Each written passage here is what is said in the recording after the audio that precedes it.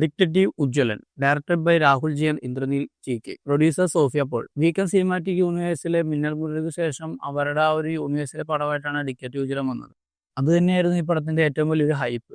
അത് മാത്രമല്ലാണ്ട് ഈ പടത്തിന്റെ ട്രെയിലറും ടീസറും തന്നെ അതിന്റെ ഭയങ്കര വേറിട്ടെക്കുന്ന സംഭവമായിരുന്നു. അതിന്റെ ഒരു മെയിൻ കാരണം ചമൻ ചാക്കോയുടെ എഡിറ്റ്സ് ആണ്. ചമൻ ചാക്കോ പിന്നെ നമ്മൾ എടുത്തു പറയേണ്ട ആവശ്യമില്ല. കളയും RDX ഒക്കെ നമ്മൾ കണ്ടതാണ്. RDXലെ ഫൈറ്റ് പോലെ തന്നെ ഇതിൽ ഫൈറ്റ് ഉണ്ടെന്നല്ല, ഇതിൽ ക്ലൈമാക്സിൽ ഒരു ഫൈറ്റിംഗ് സെക്ഷൻ ഉണ്ട്. ആ ഫൈറ്റിംഗ് സെക്ഷനൊക്കെ ഭയങ്കര രസമായിട്ടുണ്ട്. സിനിമാറ്റോഗ്രാഫി ചെയ്തിരിക്കുന്നത് 2 പേരാണ്, പ്രേംകൃഷ്ണ ആൻഡ് ശ്രയന്തി ഹരിഹരൻ. അതുപോലെ തന്നെ എടുത്തു പറയേണ്ടതാണ് എൻ്റെ സ്കോർ എല്ലാ പോർഷനിലും ഭയങ്കര ബ്ലെൻഡായിട്ട് ഭയങ്കര ഭയങ്കര രസമായിട്ട് ചെയ്തിട്ടുണ്ട്. പടം തുടങ്ങുന്നത് ഒരു കോമിക് ബുക്ക് മറയ്ക്കുന്ന പോലെയാണ് ടൈറ്റിൽ കാർഡിൽ കാണിച്ചത്. അതൊക്കെ ഭയങ്കര രസമായിരുന്നു. അതുപോലെ തന്നെയാണ് പടം ട്രീറ്റ് ചെയ്യാൻ ശ്രമിച്ചിരിക്കുന്നത് ഒരു കോമിക് ബുക്കിന്റെ ഒരു സ്റ്റൈലിലാണ്. ഇവരുടെ സിനിമാറ്റിക് യൂണിവേഴ്സിലെ സ്ഥലങ്ങളായി പിന്നെ ദേശവും കുറുക്കം മൂലയും പോലെ തന്നെ ഇവിടെ പ്ലാച്ചിക്കാവ് എന്ന് പറഞ്ഞൊരു സ്ഥലത്താണ് പടം സ്റ്റാർട്ട് ചെയ്യുന്നത്.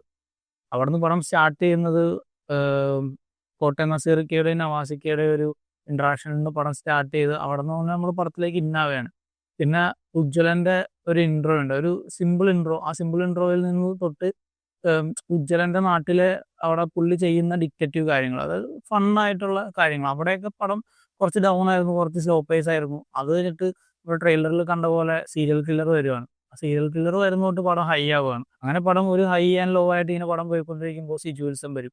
അതിന് മുമ്പ് എടുത്തുകൊണ്ടൊരു കാര്യം, ഇത് സച്ചിൻ എന്ന് പറഞ്ഞൊരു പോലീസായിട്ട് റോണി പുള്ളി ചെയ്തിരിക്കുന്ന ക്യാരക്ടർ ഭയങ്കര അടിപൊളിയായിട്ടുണ്ട്. റീലൊക്കെ ചെയ്യുന്ന 4 പേര് അവർക്കും കിട്ടിയ റോൾ അവരുടെ മാക്സിമം അവർ പുഷ് ചെയ്ത് അടിപൊളിയാക്കിയിട്ടുണ്ട്. ധ്യാൻ ശ്രീനിവാസിനെ പറ്റി പറയുകയാണെങ്കിൽ മറ്റ് ഇതിലും ഇറങ്ങിയ പടങ്ങൾ പോലെ ഒരു മോശം ക്യാരക്ടറോ ഒരു മോശം ഫിലിമോ അല്ല. ബേസിക്കലി ഈ പടത്തിൽ ഉജ്ജ്വലൻ എന്ന് പറഞ്ഞൊരു ക്യാരക്ടർ ധ്യാൻ ശ്രീനിവാസൻ അടിപൊളിയായിട്ട് പുള്ളി ചെയ്തിട്ടുണ്ട്. പിന്നെ സിജു വിൽസന്റെയും എടുത്തു പറയേണ്ടത് തന്നെയാണ്. ഒരു പോലീസുകാരൻ്റെ ആ ഒരു റോള് ഭയങ്കര അടിപൊളിയായിട്ട് തന്നെ പുള്ളി ചെയ്തിട്ടുണ്ട്.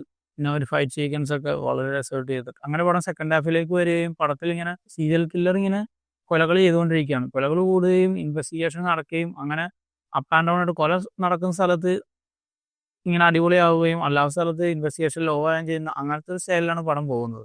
അങ്ങനെ പടത്തിന്റെ എൻഡിലേക്ക് എത്തുകയും പടം എന്താ പറയുക, പടത്തിന്റെ എൻഡിലേക്ക് എത്തുമ്പോൾ നമ്മൾ പടത്തിന്റെ തുടക്കം തൊട്ട് പടത്തിന്റെ അവസാനം വരെ അപ്പ് ആൻഡ് ഡൗൺ ആയതുകൊണ്ട് ഈ ഡൗണും നമുക്ക് പ്രശ്നമാവാത്തത് പടത്തിന്റെ എന്തിലൊക്കെ സംഭവിക്കുന്നുള്ള ഒരു ഹൈപ്പിലാണ് ഞാൻ പേഴ്സണലി ഇരുന്നത്.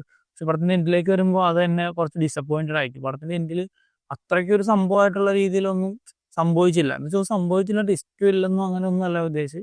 എനിക്ക് പേഴ്സണലി ഞാൻ ഉദ്ദേശിച്ച ഒരു ഹൈപ്പിനനുസരിച്ച് പടത്തിന്റെ എൻ്റെ അത്ര വർക്കായ പോലെ എനിക്ക് തോന്നിയില്ല. അവിടെ കുറച്ച് ഫ്ലാഷ് ബാക്കും പരിപാടിയൊക്കെ വരുന്നുണ്ട്, പക്ഷെ എനിക്കെന്തോ അത്ര വർക്കായില്ല. എൻ്റെ പേഴ്സണൽ ഒപ്പീനിയൻ ആണ്. Do all guys watch it and share your feedback.